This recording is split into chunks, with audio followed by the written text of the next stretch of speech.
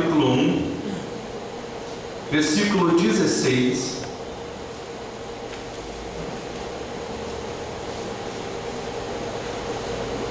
Carta de Tiago, capítulo 1, verso 16 em diante, diz assim a palavra do Senhor: não vos enganeis, meus amados irmãos, toda boa dádiva e todo dom perfeito são lá do alto, descendo do Pai das luzes, em quem não pode existir variação ou sombra de mudança, pois segundo o seu querer, Ele nos gerou pela palavra da verdade, para que fôssemos como primícias das suas criaturas.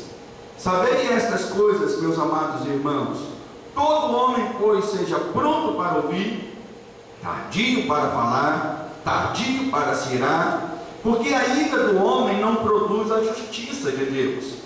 Portanto, despojando-vos de toda impureza e acúmulo de maldade, acolhei com mansidão a palavra em vós implantada, a qual é poderosa para salvar a vossa alma.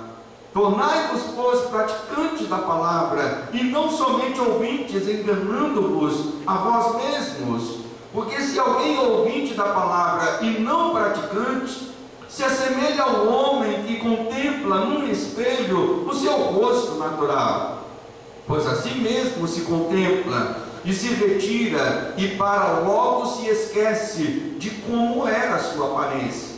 Mas aquele que considera atentamente na lei perfeita, lei da liberdade, e nela persevera, não sendo um ouvinte negligente, mas um operoso praticante, esse será bem-aventurado no que realizar. Se alguém supõe ser religioso, deixando de refrear a língua, antes enganando o próprio coração, a sua religião é o que, igreja?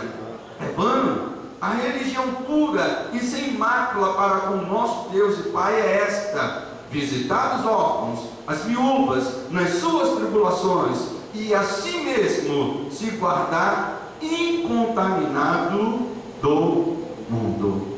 Somente até aqui, vamos orar. Senhor, nosso Deus e nosso amado Pai, te damos graças, ó Deus, mais uma vez, pela oportunidade de abrir a Tua palavra, de meditarmos nela, Senhor, de extrairmos dela, Senhor, ensinos para a nossa vida, Senhor. Não queremos simplesmente ouvir, não queremos simplesmente conhecer, Senhor, mas queremos que o Senhor nos ajude, através do Teu Espírito Santo, a praticar tudo aquilo que temos aprendido ao longo destes cultos, ao longo destes anos que temos vivido na Tua casa, Pai. Mais uma vez, Senhor, fala ao coração dos Teus amados filhos, exortando, ó Deus, estimulando-os, ó Deus, a viverem na Tua verdade. Nós te pedimos isso em Cristo Jesus. Amém e amém. Os irmãos podem assentar.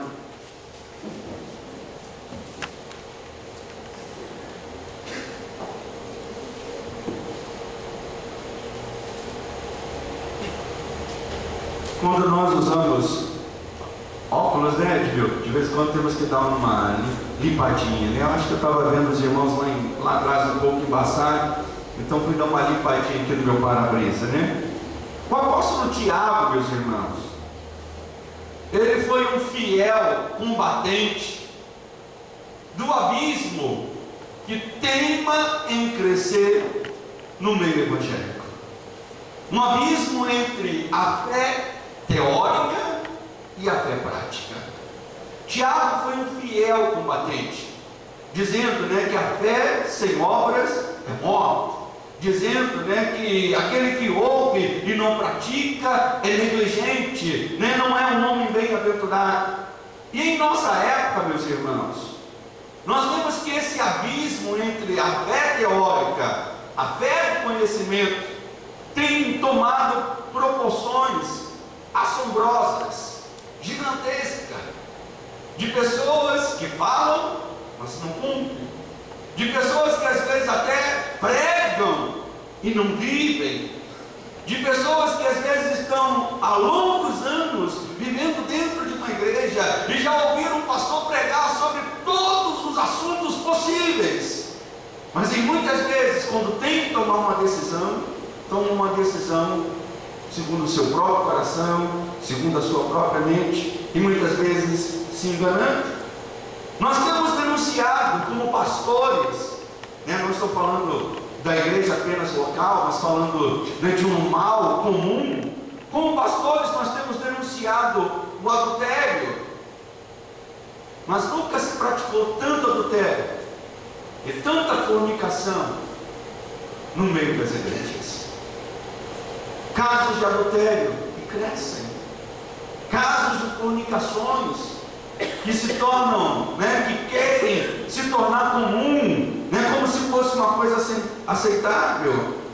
Em seu livro intitulado O Escândalo do Comportamento Evangélico, Ronald Sider, ele descreve alguns dados estatísticos que demonstram esse abismo de uma forma real. Segundo no seu livro, ele escreveu ali alguns dados estatísticos, por exemplo, falando sobre o casamento, barra divórcio. Ele cita, isso já é um dado de 10 anos atrás, então talvez, com certeza, esse dado tenha se agravado mais ainda. Ele cita que a média do divórcio nos Estados Unidos para as pessoas casadas chegavam a 25% do grupo de casados, e que essa média não tinha tanta diferença para o mesmo grupo de casados cristãos. Pegando o grupo de casados de uma forma geral, em cada 4 casamentos, 1 chegava ao divórcio. Mas o dado mais alarmante é que essa taxa em algumas regiões notoriamente, acentuadamente evangélicas, como o sul dos Estados Unidos, em alguns lugares essa taxa chegou a quase 50%. E foi até um motivo de brincadeira na época do próprio governador desse estado, dizendo: mas aqui se fala tanto sobre a palavra de Deus, então alguma coisa está errada. Falando também sobre questões materiais, Ronald Sider, ele observa que nos últimos 30 anos, considerando então agora nos últimos 40 anos, nos últimos 30 anos, no segundo dado da pesquisa, as contribuições dos evangélicos, a contribuição dos cristãos para as suas igrejas, não representava o dízimo.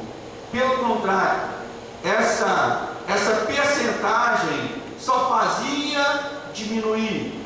Segundo dados de 2002, não chegavam a 3% em média da contribuição das pessoas às suas igrejas.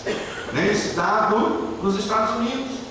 Mas não acredito que no Brasil seja tão diferente. De pessoas que estão dentro da igreja, que conhecem a palavra, mas que às vezes não são cumpridoras de todo o contexto que a palavra nos ensina.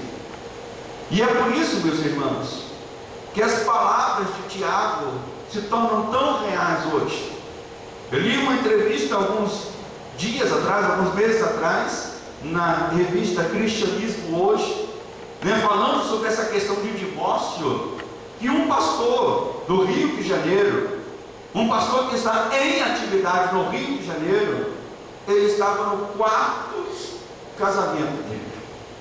E cada vez mais estas questões, esse abismo vai tomando proporções assombrosas, de uma igreja que vai se abrindo para o divórcio, de uma igreja que vai se abrindo para a fornicação, de uma igreja que vai aceitando como normal a questão do membro não ser fiel no seu dízimo, cumpridor daquilo que a palavra do Senhor nos orienta. E é por isso que as palavras de Tiago, inspiradas pelo Espírito Santo de Deus, têm tanta importância no dia de hoje. Tiago foi um combatente desse abismo, e eu quero também me colocar como homem de Deus neste lugar, para ser um combatente deste abismo. Nós não temos que aceitar como normal aquilo que a palavra de Deus não nos diz que é normal.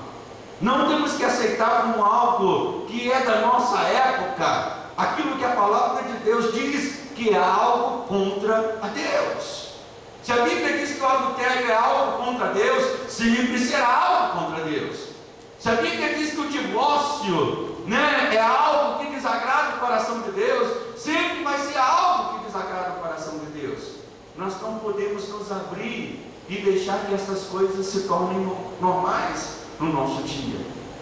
E é por isso que Tiago levanta a sua voz, dizendo: irmãos, não pode haver um abismo entre a fé do conhecimento e a fé prática.